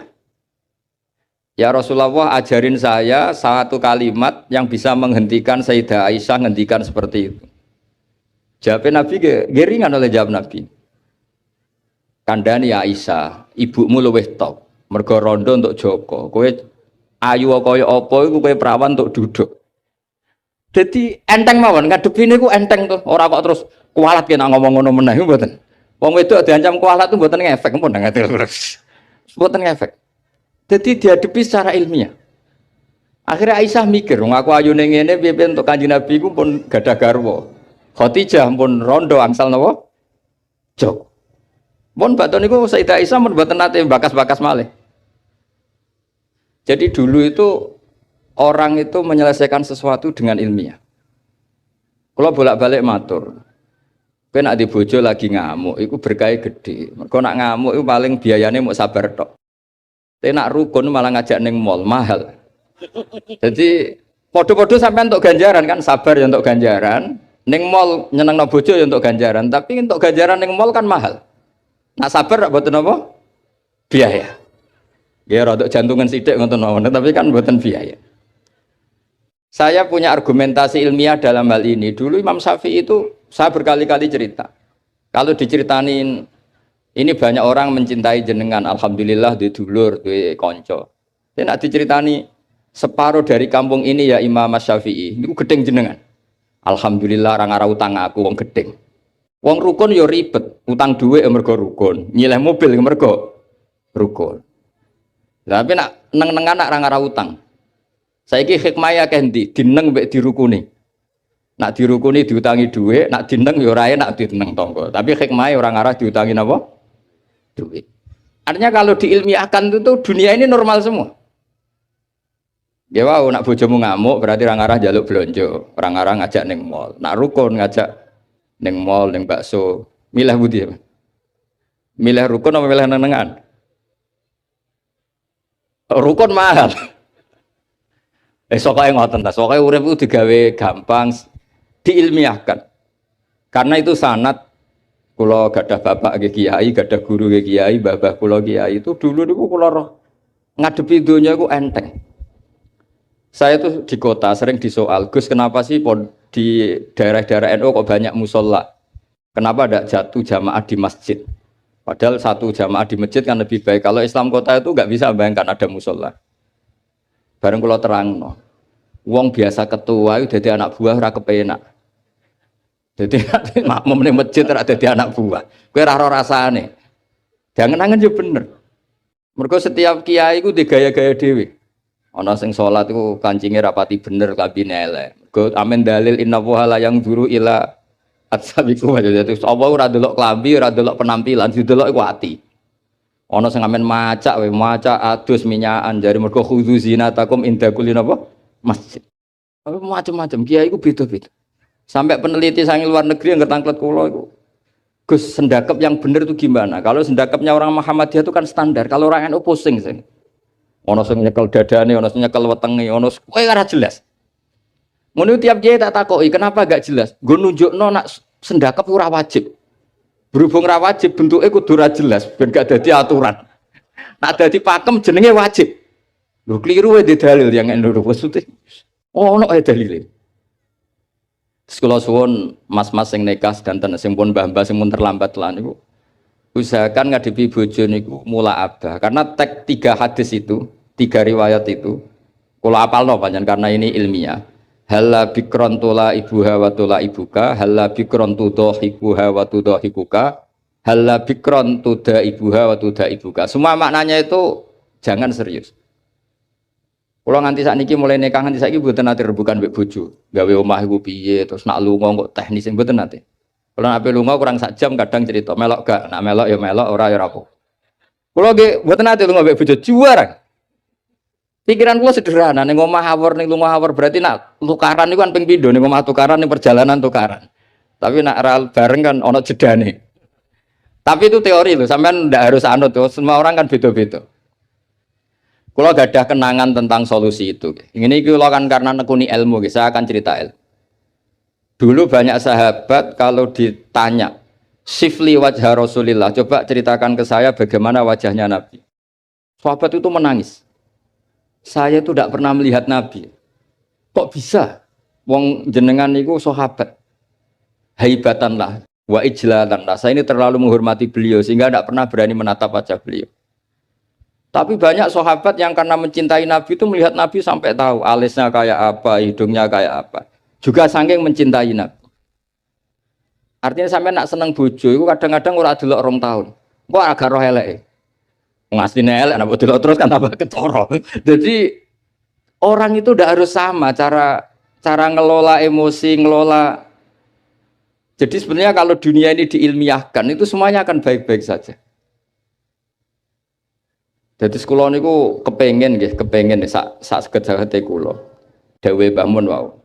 Piye-piye istilah nikah wong mukmin wis disebut Allah swarga. Wa yad'u ilal jannah. Ning dinggon swarga ya ora ana tukaran, ora ana pisu-pisuan, termasuk ora ana urip susah. Terus niki harus jadi pelajaran. Mulane dewe Mbah Mun ora ana mulya kaya nikahil mukminah. Mergo pengganti katanya itu wa yatu ilal napa jannah. Mestine kalau wala tangkihul musyrikati hatta yu'min mestine penggantine wa yatu ila nikahil mukminah. Tapi kata itu diganti wa yatu ilal jannah. Terus niki penghormatan yang luar biasa saking Allah Taala. Jadi sekedar nikahul mukminah itu pun ibadah. Wes rawati tahajud lah. Wong potongane ora biasa tahajud. Mun dawuhe Mbah Mun nak crita niku riyen niku Nabi nak tahajud. Niku Sayyidah Aisyah itu turu ning ngarepe. Padahal Sayyidah Aisyah ayu perawan, Nabi ki tetep salat. Dawuhe Sayyidah Aisyah niki ora usah dipraktekno, ora iso. Dawuhe Sayyidah Aisyah, saya ditanya Nabi, saya sebetulnya kepengen sari-sarian mbek Nabi, mudojaah itu rilek-rilek mbek Nabi. Tapi fatarok tu hawa ya li hawahu. Tapi saya meninggalkan selera saya demi selerane Kanjeng Nabi. Karena Nabi nu eling pangeran niku pun bojo ayulah niku pun mboten ngefek. Dan Nabi pamit ning Sayyidah Aisyah, "Dari ini ata'abbadu li rabbi." Wonten sing maca ata'abbad li rabbi. Mun urusan nahwu lah. Ketemu mriki kata alumni Ploso niku dari ini ata'abbad dadi jawab apa dadi khal pokoke riwayat itu ada dua, ada yang dari ini ata'abbadu li rabbi, wonten sing dari ini ata'abbad li rabbi. Aku pamit ya, aku lagi kangen pangeran tak salat. Terus niki nak sampean kepengen bojomu kangen, wis bengilah, jejerlah sampean tinggal tahajud. Engko ora roh nek kowe ora ganteng, mergo kapan ya eling aku. Tapi anggar bengi dikumpuli terus suwe bosen. Terus riyen niku terus riwayat-riwayat tentang Assalamualaikum daraqaumi mukminin wa inna insyaallah bikum lahiqun. Niku kata kitab nerangno Nabi keluar saking dalem. Naluri seorang istri ini wedi nak Nabi ini teng garwa liyane, wong Nabi garwane kata. Delalah diikuti ternyata Nabi ini teng Baki. Teng Baki terus Nabi matur teng ahlu Baki, Assalamualaikum daraqaumi mukminin wa inna insyaallah bikum lahiqun. Niki kangge ibu-ibu, kangge babak sing nembe nikah. Dados garwa-garwane Nabi ku kenangane meskipun sare sak kamar niku kenangane iku roh tahajude Nabi, roh ziarah Nabi teng Baki. Mulane dawuh Fathul Bari kitab Sarai Bukhari. Kenapa Nabi itu istrinya banyak? Di antaranya apa? Wong wedok wong paling nekat cerita eleke sing lanang. Lah Nabi disukani garwa kathah kabeh ku ora ro eleke. Dadi wong Yahudi ku bingung ora eleke Nabi, biasanya sing paling gampang dikorek iku bojo. Lah ternyata bojone Nabi kabeh kenangane iku roh tahajude Nabi. Roh qiyamul lail Nabi nganti hatta waromat qadamahu, nganti sikile iku bengkak. Padahal pas teng dawawi Sayyidah Aisyah, mboten pas teng Saudah. Nah teng Saudah mungkin wong komen. Bangkune ra ditinggal salat wong Saudah iku ayu Aisyah. Niki teng pas teng daleme Sayyidah sinten? Aisyah. Dados dawuh Imam Fathul Bari itu Nabi niku garwane kathah dan perempuan itu biasanya orang paling nekat ngomong eleke bojone. Tapi semuanya itu yarwina ahsana ahwali. Semua kenangannya itu meriwayatkan perilaku Nabi terbaik. Mulane wong kok dilem bojo iku wong top tenan.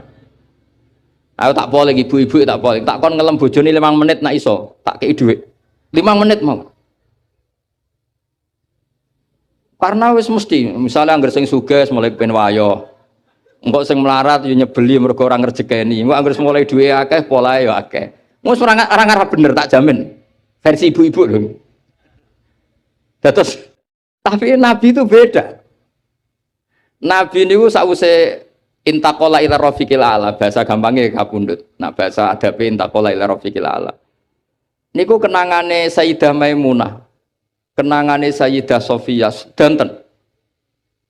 Niku nggih tahajude sampai donga-dongane carane teng dalem carane badhe sare. Sampeyan iso bayangno bojomu ngriwayatno apike sampeyan. Ya ora ngare iso diriwayatno ora ana faktane, ora ana faktane. Nggih wau.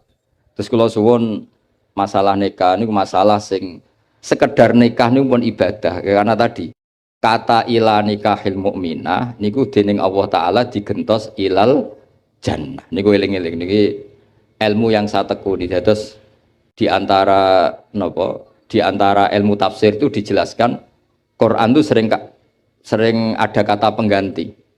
Nah, kata pengganti itu adalah penghormatannya Allah taala. Begitu juga menyangkut perempuan. Niku ketika seseorang mengabaikan perempuan, menterlantarkan perempuan, itu Allah ngendikan wala tattakhidhu ayatillahi huzwa. Kamu jangan menganggap ayat-ayat Allah Ta'ala itu sebagai mainan.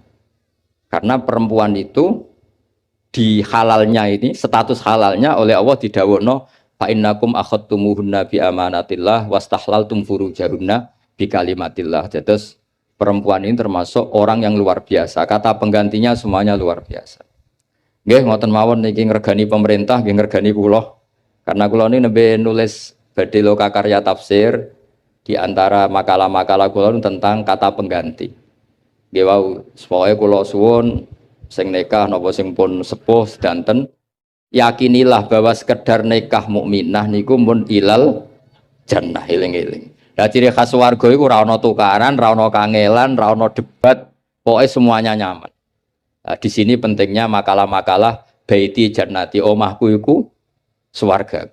Swarga kok tukaran, swarga kok ora di dhuwit iku ya ora pantes. Tapi ora usah diterusno. Swarga kok bojo elek sing lanang elek wis. Lah niku ora usah diterusno niku. Tapi yang jelas kula matur mboten saged kata-kata wis niku mawon mugi-mugi barokah. Al-Fatihah.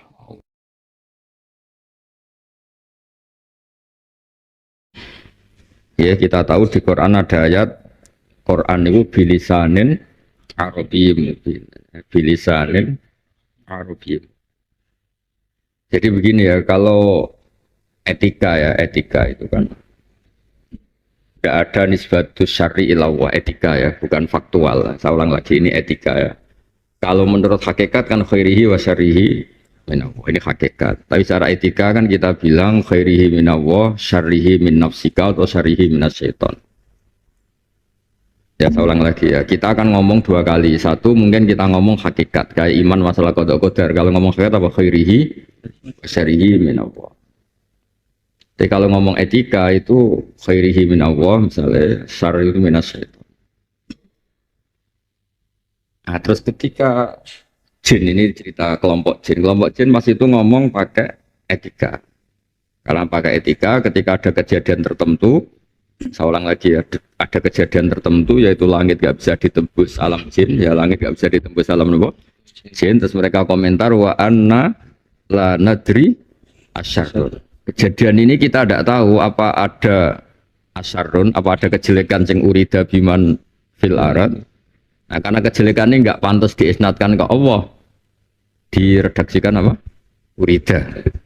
Tidak dinisbatkan ke Allah, tapi kalau kebaikan am arada bihim rabbuhum rasyid. Itu kan normatif ya, saya ulang lagi itu normatif. Ini penting saya katakan normatif supaya nanti enggak berbeda dengan aturan iman khairihi wa syarrihi. Nah, tapi kalau kita ngomong hakikat kayak kita iman be qada qadar kan siapa al iman billah wa bi malaikati satruse wa bil qada wal qadari khairihi wa syarrihi. Artinya gini, ada hal yang kita harus ngomong jujur karena kita ngomong hakikat dan kadang ngomong apa? Etika, normatif. Jadi kena pinter ya ngaku murid iku sapa ora apa-apa. Nek goblok murid awakmu dhewe goblok di sini. Tak pinter jadi saudara apa orang goblok ora usah. Nah, sekarang itu cerita etika ya. Saya ulang lagi itu cerita etika.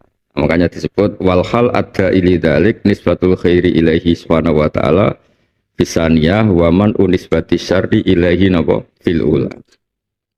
Saya ulang lagi ya, tapi itu hanya masalah etika. Etika itu kadang penting kadang enggak. Misalnya begini.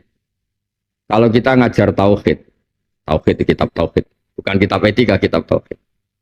Itu kan kita butuhnya itu ada di pondok sini ada tuh pelajaran tauhid wonten tuh. Pondok lah buatan kuliah ya pondok. Pondok Islam tenanan. Pelajaran tauhid itu kan ada problem di normatif itu ada problem, tapi benar secara hakikat. Sebab itu Mu'tazilah itu gak suka, tauhid kita itu gak suka. Kalau menurut Mu'tazilah itu janggal, kalau syarihi mina Allah itu janggal. Mereka Allah Ta'ala itu amarona bil khairi wa nahana anis syari. Fakih fanaha wa arudanu fakih fanaha wa arud. Itu cara logikanya no? Mu'tazilah. Wong naha kok arudan. Salah Allah Ta'ala naha ansarikoti zaidin. Tapi Allah arudah Zaidan itu yasriku kan janggal. Allah menghendaki Zaid itu mencuri, padahal Allah tetap melarang. Tapi di ilmu tauhid itu penting. Pentingnya adalah kata Imam Sanusi itu. Idzan waqa'a fi mulkihi ma la yuridu, itu masyhur. Jadi Imam Sanusi itu yang ngarang kitab Ummul Barohin itu berdebat sama seorang Mu'tazilah. Kata orang Mu'tazilah, bagaimana mungkin kejelekan itu kehendak Allah? Allah itu melarang apa? Kejelekan. Kaifana anisyar wa aradahu. Bagaimana mungkin melarang kejelekan kemudian Allah kata Imam Sanusi itu, idzan waqa'a fi mulkihi ma la yuridu. Kalau kejelekan tidak dikehendaki Allah, berarti di kerajaan Allah banyak hal yang tidak dalam kendali Allah. Jadi itu kan sekamane gendo banget tuh, kacau banget. Akidah yang kacau banget kan, misalnya Allah dilapuri ini gimana Israel, gimana Amerika, gimana apa, gimana kok maksiat banyak. Saya tidak mampu, itu di luar kehendak saya, itu kan ya repot di pangeran gitu, itu kan repot toh. Iya, maksudnya kok goblok, itu di luar rencana saya kan. Berarti Allah kan makhluk, yang menang rencana apa? Setan. Udi Gusti Jaste sekolah tangi turu goblok. Kirimane wae ingene dadi kiai gede kan. Allah jawab wah itu di luar apa? Rencana saya. Itu kan kacau itu. Nah, sebab itu saya terangkan normatif itu nggak boleh selalu kita pakai karena kadang norma ini nabrak hakikat. Makanya saya ulang, kalau sedang ngaji norma yang ngomong norma, tapi kalau sedang hakikat ya hakikat. Jangan sampai norma ini mengganti apa? Hakikat, karena itu bahaya dalam apa? Tauhid. Kalau dalam bahasa tauhid ya iman ya billah wa rasuli sampai wa bil qada'i wal qadari khairihi wa syarrihi minap. Tapi itu dalam konteks tauhid. Jadi kalau kamu sendiri misalnya goblok ya cuma muni kabeh kersane Allah. Wah ya repot no. No? Repot. Kena goblok mantes ya muni. Mari aku ning pondok gak sergem kan keren no. Kayak bocah beretika, kayak bocah berakhlak. Sampai ke pas goblok muni apa? Goblok kersane Allah, pinter kersane podo, persis podo. Tidak boleh seperti itu. Tapi dalam konteks tauhid, supaya kamu tidak memberi saltonah, tidak memberi kekuasaan setan seakan-akan al-fa'il, itu harus ngomong khairihi wa syarihi min Allah. Ya, saya baca jer karena memang tertibnya itu al-iman billah wa rasulihi wa wa kitabihi wa bil qada'i wal qadari khairihi wa syarihi min Allah. Makanya mulai tadi tak baca jer. Sebab itu kita yang baca Quran ya, kan ya spek saya di sini di Kedagi Sobur ngurusi Quran meskipun balawa itu kan teknya nanti untuk menganalisis Quran. Ketika kita baca misalnya fayudilluwah mayyasha wa yahdi mayyasha, kita harus membayangkan saltonatullah yang mutlaqah, qudratullah yang mesti nafidah. Karena di sini Allah sendiri yang memaklumatkan bahwa yahdi mayyasha wa yudillu. Berarti apa yang kita bayangkan? Ada saltonatullah, kekuasaan Allah yang mutlak. Berarti pas itu kita ngaji tauhid apa? Pas itu kita ngaji tauhid. Tapi ketika Allah mau mendidik kita beretika, misalnya Allah ngendikan ma asobaka min hasanatin wa min Allah wa ma asobaka min sayyiatin wa min nafsi. Ya sudah. Kita ngomong itu etika, harus kamu yakini itu etika. Kalau kamu meyakini itu udah etika, mlebu neraka memang. Maksudnya bener kok gini, terus kamu meyakini begini. Kebaikan dari Allah, kalau kejelekan dari kita. Berarti kita ini al-fa'il. Kita ini al-fa'ilus sani misalnya. Kita ini aktor kedua. Monggo Gusti jenengan sing bagian gawe apik-apik, kula sing bagian gawe elek. Mesti kok kaya. Ya kan ora lucu, cah setem berarti sudah mlebu. Kok lucu. Nah, timbang mlebu neraka lha wis sudah bareng. Mlebu saiki kena kan. Nah, kalau karawan-karawan itu bener kok mosok kiye mlebu. Luwe temen sampean diwisuda ngel-ngel wong. Mosok aming bener kok mek toganan.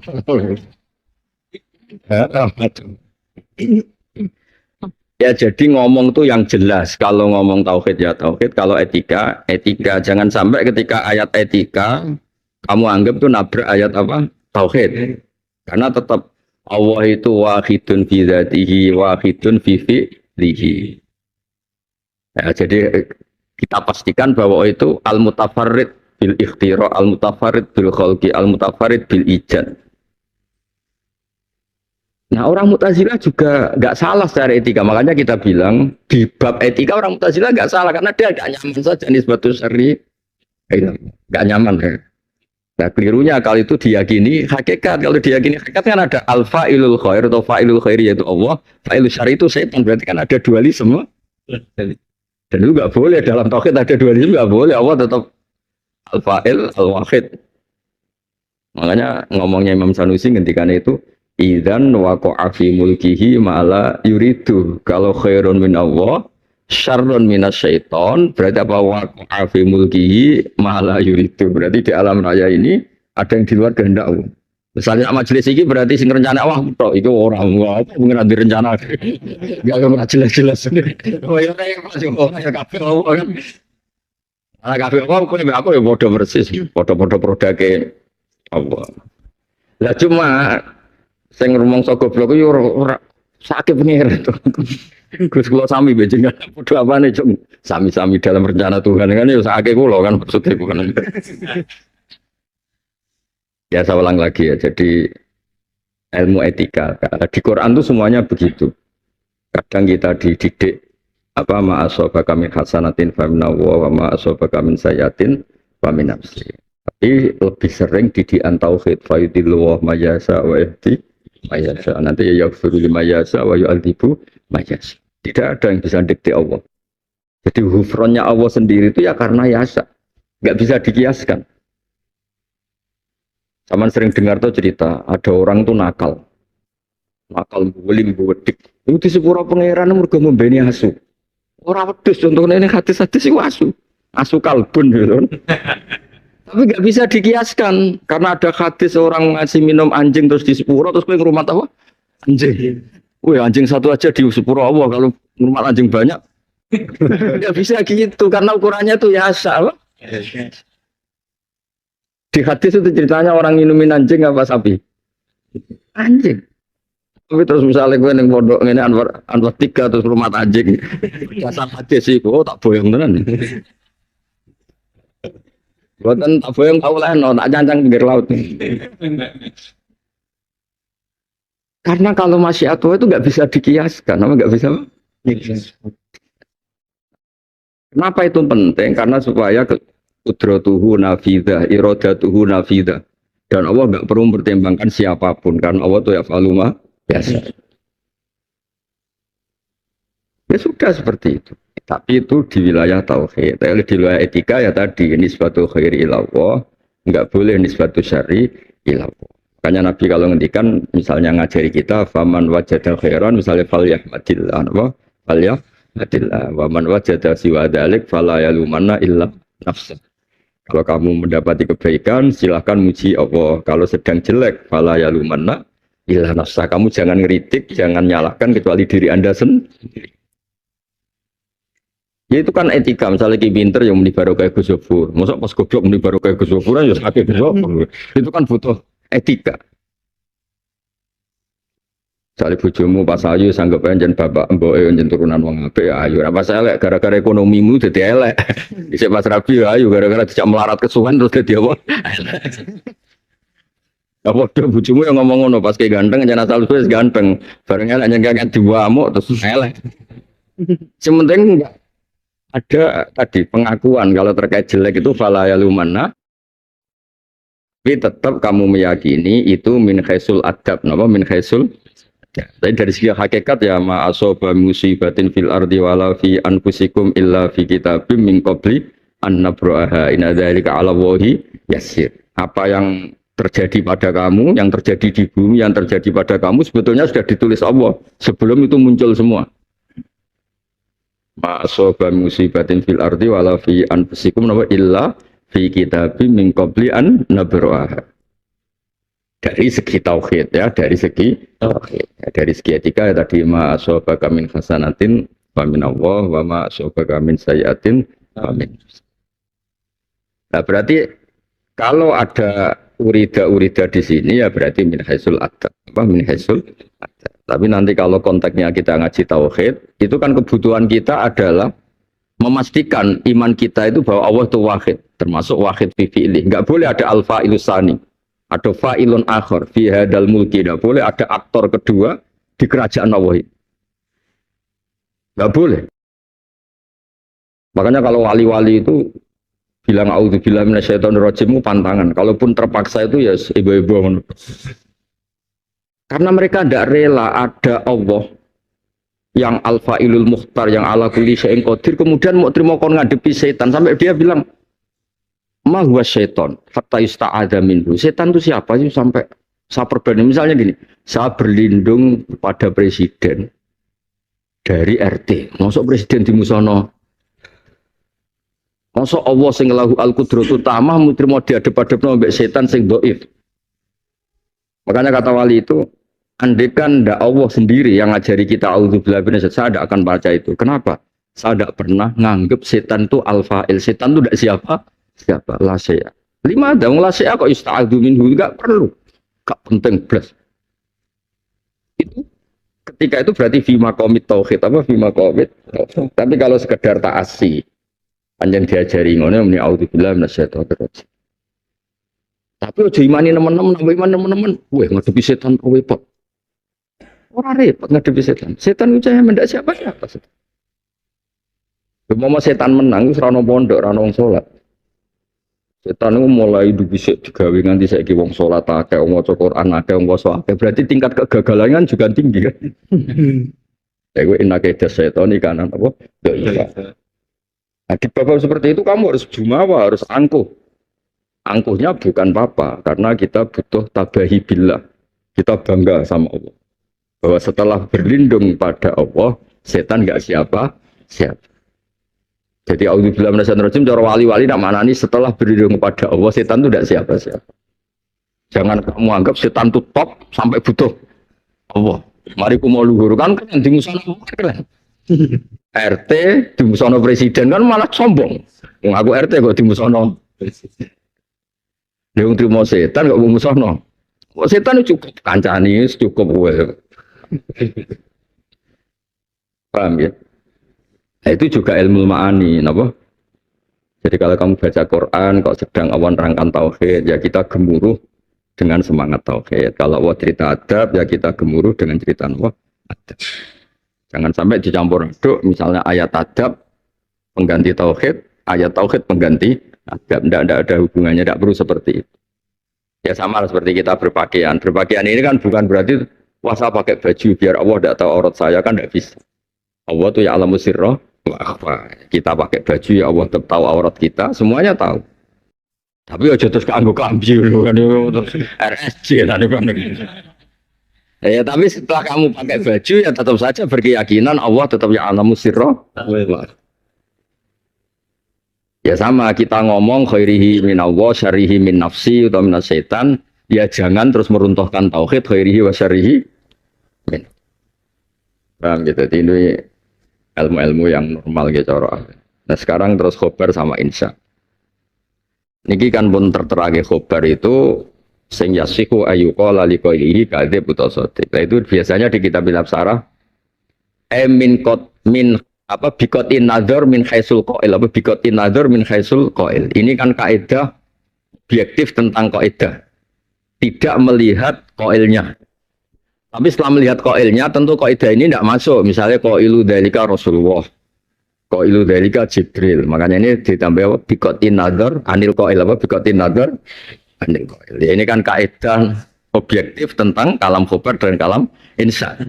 Padahal qaulur Rasulillah juga nanti bentuknya kalam khobar. Tapi kan nanti kaidahnya ya jibut tasdek, apa ya jibut tasdek.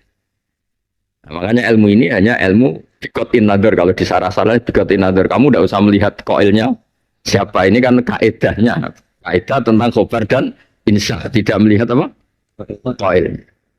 Ya tidak melihat apa koil. Nah, kalau insya jelas ya, insya ini umurwan hawatu wasal wa arid di khadihimi tamanni warju kadakan. Jadi insya itu kan beda. Kalau khobar itu kan cerita yang sudah kelewat. Makanya kalam khobar itu layak tatar rukuhun nashur. Kalau dari usul fikih itu kalam khobar itu nggak bisa dinasab. Kalau ini nyata ya, karena apa ya sudah terjadi. Nah kalau insya kan dah, kamu ingin Zaid itu berdiri. Insya itu kan mana nih? Ansa'a yunsi'u insaan. Ikhtiar untuk itu ada. Ya salah. Ikhtiar untuk itu ada kan nggak ada kitab sama sidik. Misalnya kamu berkeinginan Zaid berdiri, kamu bilang kum ya Zaidu. Kamu ingin Zaid itu berduduk, ya Zaidu ukut. Kan nggak bisa dianalisis itu bohong apa enggak kan?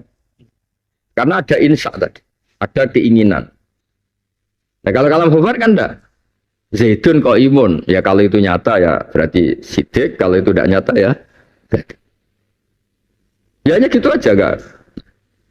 Nanti setelah kamu ngaji kitab lebih besar lagi ada istisna. Istisnanya adalah ada kalam khobar tapi dari awal Allah tidak menghendaki sebagai kalam khobar tapi sebagai anjuran. Nah, nanti ada kaidah atau ada aturan atau pengecualian al khobar apa bimaknal insa. Ini kalau tidak dimaknani insa berarti ada wujudul kitsbi fi kalamihi ta'ala wa huwa mustahil. Misalnya gini, Allah cerita dengan kalam khobar. La yamassuhu illal mutahharun. Tidak boleh megang mushaf Quran kecuali yang suci. Tapi di faktanya kan ada orang kafir pegang Quran, ada orang junub pegang Quran, mungkin ada maling atau orang-orang yang enggak wudu nyolong Quran. Itu kan berarti ada fakta tidak mutahharun megang Quran. Kalau la yamassuhu kamu anggap kalam khobar berarti ada informasi yang tidak valid, yaitu faktanya ada masal Quran ghairu mutahharin misalnya. Ya, masal Quran ghairu mutahharin. Nah, itu semua ulama bilang kayak ayat-ayat tadi berarti kalam khobar bimaknal amri atau kalam khobar bimaknan nahyi. Jadi kalau itu kalamnya tadi kan tidak megang Quran kecuali yang suci. Berarti takdirnya apa? La yamussal Qur'ana illa thahirun. Ojo sampai ngepok Al-Qur'ana sapa illa thahirun. Paham ya? Juga sama misalnya ada wal walidatu yurdina auladahunna. Namanya ini pentingnya ngajar balaghah sama orang yang hafal Quran. Ben contohnya gak Zaidun kok imun. Wong balaghah itu untuk menganalisis Quran kok contohnya Zaidun apa? Itu saya dulu protes betul ya. Wal walidatu yurdi'na auladahunna. Para ibu-ibu, kan kalamnya kalam khobar, redaksinya kan kalam khobar. Para ibu-ibu itu menyusui anaknya haulaini kamilan. Kalau kamu maknani kalam khobar ini kan ya tatar kuhul kitbu, pasti ada bohongnya. Beberapa ibu yang karena sakit gak nyusui anaknya, atau karena cerai semua angkel gak gelem nyusoni anaknya. Gora ini mirip bapaknya misalnya itu kan. Walek meringis persis bapaknya berpegatan kan malas nyusoni. Goeling semua. Witeng walek endik meruingis mboke penyusoni eling semua. Seperti itu harus dimaknani khobar bimaknal amri apa khobar artinya liurdina auladahunna atau ardina auladahunna terserah lah sama takdirkan apa tapi maknani tetap wal walidatu yurdina utai para ibu-ibu yurdina apike nyusoni sapa walidat supaya ini menjadi kalam insa. Dengan menjadi kalam insa ini kalau ada fakta ada walidat yang tidak menyusui atau menyusui tapi tidak haula ini kamilah ini tidak menjadikan Quran itu menjadi kizib. Karena khobar di sini bimaknal insa. Itu kan mirip seperti saya komentari santri stay sini, santriku sergap, santriku jamaah subuh. Itu kalam khobar kan? Tapi kalau itu kalam khobar murni info itu kan bohong banget. Orang mau bohong banget. Ya misalnya santri Anwar 3 itu ya ke tirakat malah mukhal meneh terus jamaah subuh tahajud witir itu kan cerita mustahilat itu cerita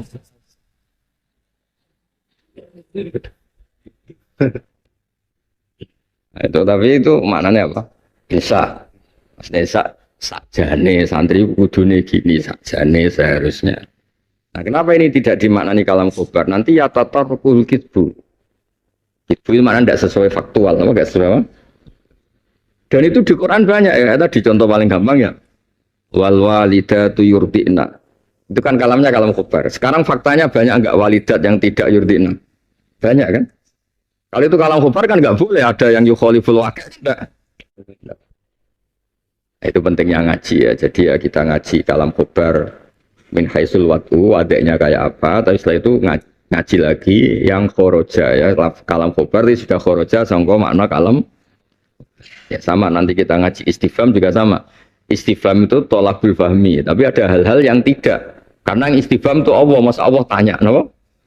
Kalau ada redaksi tanya kok dari Allah itu kalau tidak litakrir litaubah karena nggak mungkin Allah tanya itu karena ingin tahu kan kalau kita tanya Zaidun qaimun kan memang kita tidak tahu Zaid berdiri apa.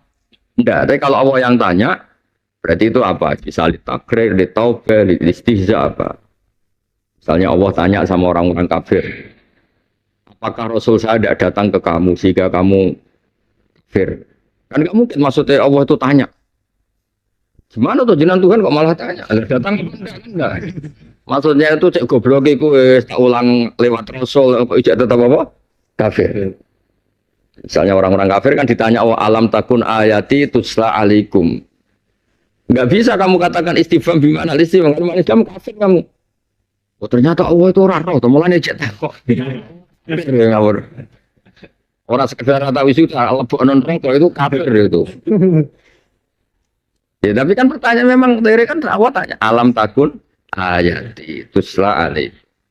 Tapi bukan istifham bimakna tolabil apa? Fahmi. Karena Allah pasti tak. Maksudnya itu tadi taubah apa? Taubah.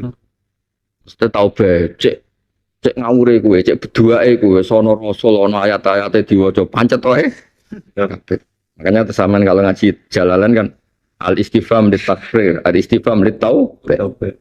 Litakrir itu misalnya untuk menetapkan sesuatu. Nabi ditanya Allah, alam nasroh laka sodr. Enggak mungkin dijawab, ya dulu Gusti, jenengan putih. Jenengan tasroh napa boten tasroh. Oh kafir. Ya alam nasroh laka sodr malah misalnya terus gue jawab, lah dulu Gusti. Kenyataannya putih kok malah tanggut jenengan kan.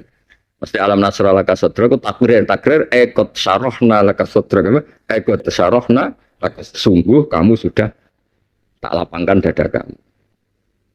Itu nanti ngaji ya. Berarti ya sudah kaidah awalnya khobar itu yahtamilu sidqa wal kitsba kalau insan ndak, tapi itu ketika watul awal, al-watul awal. Nah, nanti itu ada yang khoroja keluar dari al-watul awal. Jadi kayak khobar bima'na al-insa, terus istifham bima'na taubah, bima'na tak. Ya penting pinter. Soal wisuda urusanmu. Mau sekolah sementing wisuda. Ngelamar jadi mudin itu ora penting itu. Penting wisuda ini penting niati birrul walidain buatan masalah wisuda. Ya wisuda itu penting niati birrul. Tapi ini masalah pinter gak ono hubungane. Masuk toga sudah jadi orang pinter orang sakit nih. Pinter ya sinau mutolaah niku pinter. Sudah gampang. Seno toga pasang selesai. Ya saya ulang lagi ya. Jadi kalau ngaji tauhid ya tauhid, kalau ngaji adab ya. Tapi jangan ayat-ayat adab kemudian kamu anggap sebagai pembenaran akidah Mu'tazilah yang mengatakan khairun minallah syarrun minas syaitan. Enggak boleh terus dibenarkan pakai ayat ma'asobaka min hasanatin fa minallah ma'asobaka min sayyatin. Itu ayat etika, no? Ya ayat etika. Kalau ayat tauhid ya tetap khairihi wa syarrihi minallah karena Allah itu harus al-wahid fi fi'li apa harus al-wahid fi fi'li. Alhamdulillah, demikian tadi saudara-saudara ngaji kita hari ini bersama Gus Ba. Semoga ceramah agama yang telah beliau sampaikan kepada kita semua bermanfaat dan berkah barokah bagi kita yang mau menerima dan mengamalkan dalam kehidupan kita sehari-hari. Amin amin ya rabbal alamin. Demikian tadi saudara-saudara, sampai jumpa kembali di pengajian Gus Ba selanjutnya. Wassalamualaikum warahmatullahi wabarakatuh.